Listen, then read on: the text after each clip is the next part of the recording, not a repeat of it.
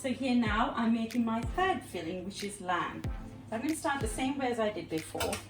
So I'm going to put 2 spoons of this luscious golden fried onions, garlic and ginger mixture into the pan. 2 packets of minced lamb. The reason I'm using minced is so that all the flavors can get all the way through into the meat.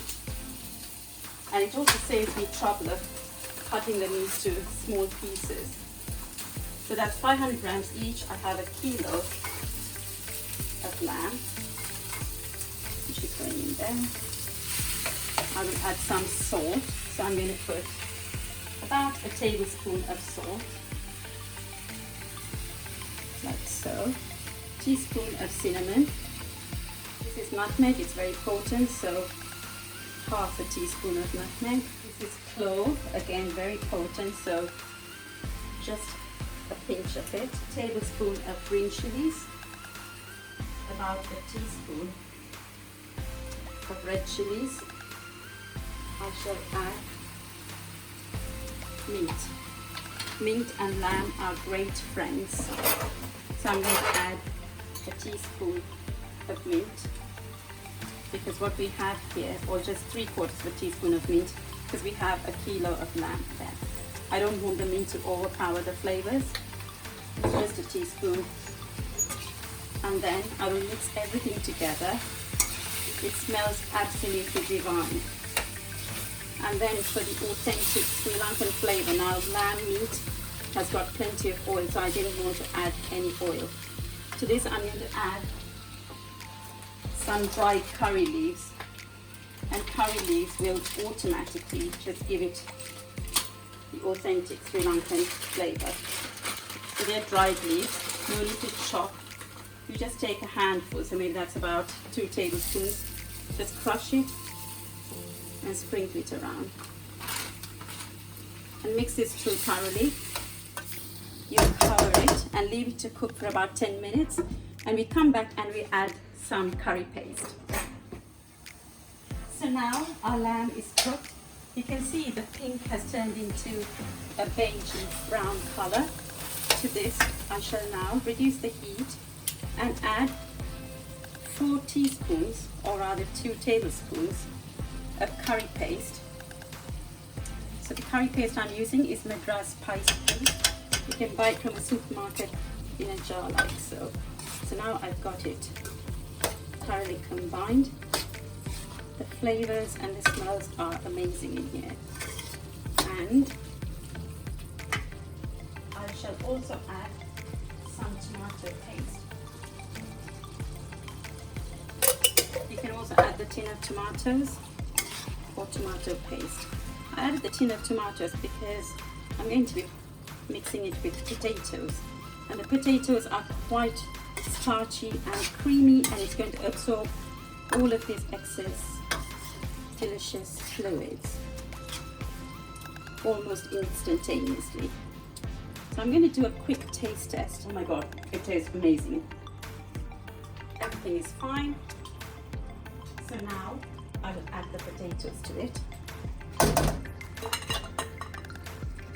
like so.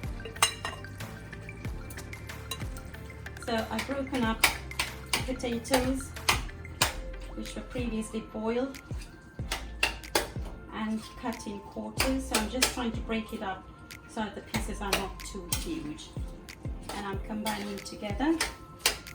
And I'm going to leave it on the hob for about 2 to 3 minutes, so the potatoes receive all the lovely flavors from the minced lamb and all the aromatic spices that are added to it, and it will be ready to fill into our lamb rotis.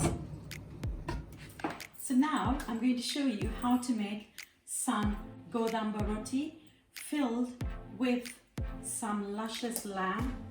So first things first, I'm going to make it with the paratha that I bought. So I'm going to show you how it's going to be done. So here's the frozen paratha. So I'm actually going to make a Sri Lankan mutton roti, but I'm using the paratha like I showed you earlier. So these are frozen, they come ready frozen, and you've got to work with these super quick. otherwise they tend to stick and you can't even get them off like so. But to do the filling, these have got to be pliable, which it's not at the moment. But if you waited for this to become pliable, then it sticks to that cellophane and you can't get them off.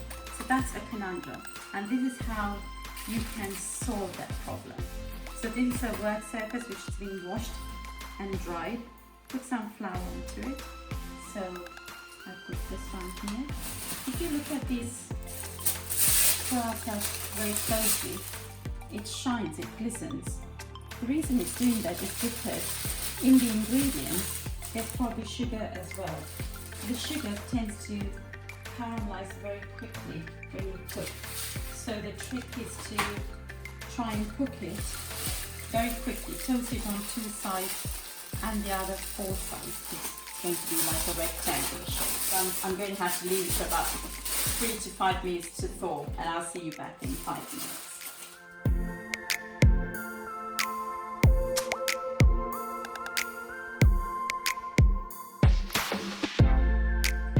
So basically, all I've done is I'm using 2 flat spoons, and I'm taking the mixture, the filling, putting it on one of the spoons, and then creating a rectangular shape. And then I don't want it too big, so I'm just snipping off the extra bits like so. Make it into a perfectly, as much as possible, perfect rectangular shape like so, and then ease it into the middle, sort of 1/3 the way in onto your roti. So now these should come off the table quite easily, and they are defrosted as well. So you bring it over and over this way, and it's very tight, and then just crimp with your hands like so and bring it over, and this one and bring it over. So you're just making a small parcel with it. Again, do the same over the 2 sides, and then bring these 2 together, and it should stick quite easily. And then bring this one over.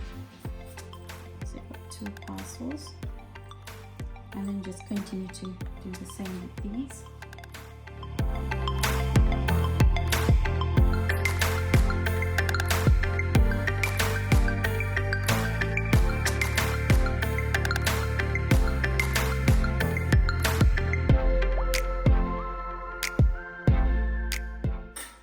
Next, you're going to see me toasting them on the hob.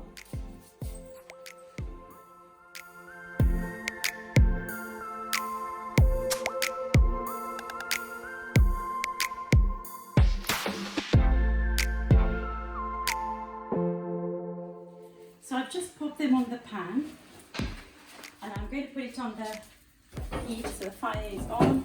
I'm going to put it like that. And to make this Godamba roti, you have to think engineering. You have to bring out your engineering skills. And that's basically because this has 6 sides to it. So there's 1, 2, 3, 4, top and bottom, 6 sides. But you've got to get them all square shaped with all the perfect squares. So I put the folded end side down first, because that's got all the Godamba roti folded in, so it's got a very thick layer of roti. So that goes down first, so it gets cooked thoroughly. But before you could cook fully, come close, you're going to have to turn them, because you're going to have to try and keep the square shapes. And the way to do the square shapes is to try and turn it while it's half done, and then we turn it again. So there we go. So that's the first turn. You can see it's slightly brown but not fully cooked. And that's what we're aiming to get at the end. So now we're cooking the second side. In all, it would take about 5 minutes to cook all 6 sides. So now we're trying to get the other side browned off. and then you have to try and get it to all stand up. So that's the tricky part. So how I do that is using the same 2 flat spoons, pick it up, put it on its side, and you have to think engineering. How do engineers make bridges stand? How do they make these big walls stand? And that's the only way you can do this. Think engineering. So that's standing. And then this one is standing on its side. Last but not least, I've got to try and make this one stand. And voila, I've got it. So that's the 4 walls of Great Sri Lanka. So I'm just going to flatten it to get the lovely square shapes in the corners. I'm going to allow it about half a minute, 3/4 of a minute. And then I'm going to do the same again.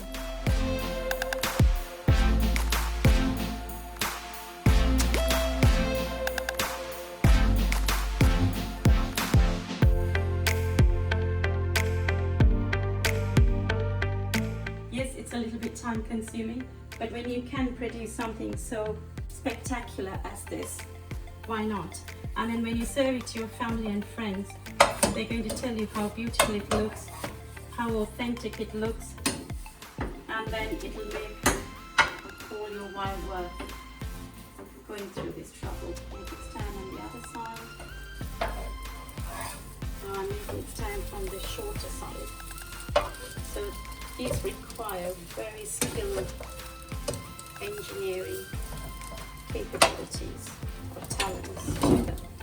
So now it's cooking on this side. Try and make it stand. And last but not least, lovely and golden brown. Another half a minute and it's done.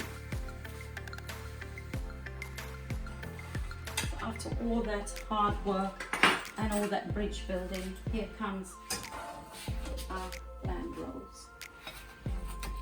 Lovely, golden and brown, and nice and square shaped.